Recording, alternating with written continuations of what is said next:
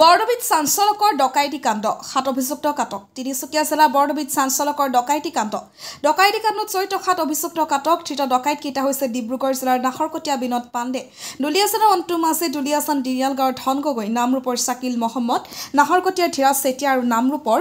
নীলিৰাম ধাদুমিয়া উল্লেখ্য যে 27 জুলাইত বিয়লি তিনিচুকীয়া চাইটিঙৰ কপিৰাম সীতাৰাম নামৰ ব্যৱসায়িক প্ৰতিষ্ঠানৰ এগৰাকী কৰ্মচাৰীয়ে নাহৰকটীয়াৰ পৰা তিনিচুকীয়া অভিমুখে এখন গাড়ীত প্ৰায় 6 লাখ টকা কঢ়িয়াই নিছিল সেই সময়তে বাহাদুৰ চাৰিআলি অঞ্চলত এখন গাড়ীত অনা এটা ডকাইত দলে হিন্দী চিনেমাৰ কায়দাৰে হাতত চুকা অস্ত্ৰযুক্ত ব্যৱসায়িক প্ৰতিষ্ঠানৰ কৰ্মচাৰীগৰাকীৰ পৰা নগদ ধনৰ লগতে কেতবোৰ গুৰুত্বপূৰ্ণ সা সম্পত্তি লুটপাট চলায় পিছত ভুক্তভোগীয়ে ঘটনা সন্দৰ্ভত বৰডুবি আৰক্ষী থানাত এখন এজাহাৰ দাখিল কৰে উক্ত এজাহাৰৰ ভিত্তিত আৰক্ষী থানাত 26/2025 নম্বৰ এক গোচৰ ৰুজু কৰি তদন্ত অব্যাহত ৰাখিছে মঙলবাৰে আৰক্ষীয়ে গোপন সূত্ৰৰ পম খেদি ধৃত ডকাইতি কাণ্ডত জড়িত দলটোক আটক কৰাৰ লগতে ডকাইতি ঘটনাত জড়িত AS04J5384 নম্বৰৰ চেনজিং গাড়ীখন জব্দ কৰিবলৈ সক্ষম হয় দুলিয়াজানৰ পৰা কিশোৰ কুমাৰৰ report north east frontier news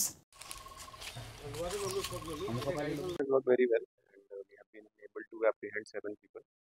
in connection with the Dakati case that happened in Bodubi.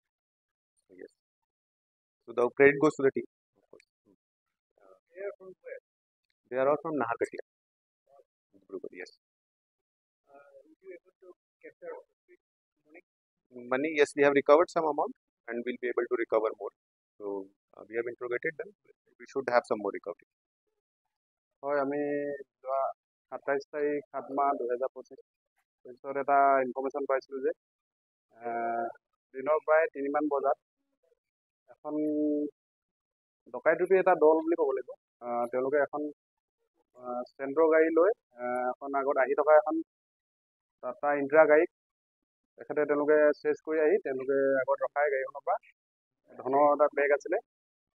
লগত নথি পত্ৰ কিছুমান আছিলে এইবিলাক তেওঁলোকে গাড়ীখন ৰখাই পিনি তেওঁলোকে লুটি লৈ গৈছে বুলি এটা ইনফৰমেশ্যন পালোঁ সেই বেচিছত আমি তদন্ত লগালগ আমি আৰম্ভ কৰি চেণ্ট্ৰ গাড়ীখনৰ আমি ডিটেইলছটো উলিয়াবলৈ সক্ষম হ'লোঁ উলিয়াই পিনি সেই চেণ্ট্ৰ গাড়ীখনক আমি লিড লৈ আমি বৰ্তমান 7জন অপৰাধীক আমি কৰায়ত্ব কৰিবলৈ সক্ষম হৈছোঁ তেওঁলোকৰ নামবিলাক বিনোদ পাণ্ডে অন্তু মাঝি ধন গগৈ ধনমণি গগৈ মীনাৰাম ধাদুমিয়া ধীৰাজ চুতীয়া কৰি আৰু এজন চাহিল মহম্মদ আৰু বৰ্তমানলৈকে আমি কেছ 40,000 আমি চিজ কৰিবলৈ সক্ষম হৈছোঁ আৰু লগতে ইনভেষ্টিগেশ্যন চলি আছে আৰু পাম বুলি আমি আশাবাদী লগতে এখন তেওঁলোকৰ যোনখন চেণ্ট্ৰ গাড়ী আছিলে সেইখনো আমি চিজ কৰিবলৈ সক্ষম হৈছোঁ সেইটো ইমান বিশেষ ক'ব নোৱাৰিম কিন্তু তেওঁলোকে হয়তো প্লেনিং কৰিছিলে মানে অলপ প্লেনিং নহ'লে এনেকুৱা এটা ডকাইতি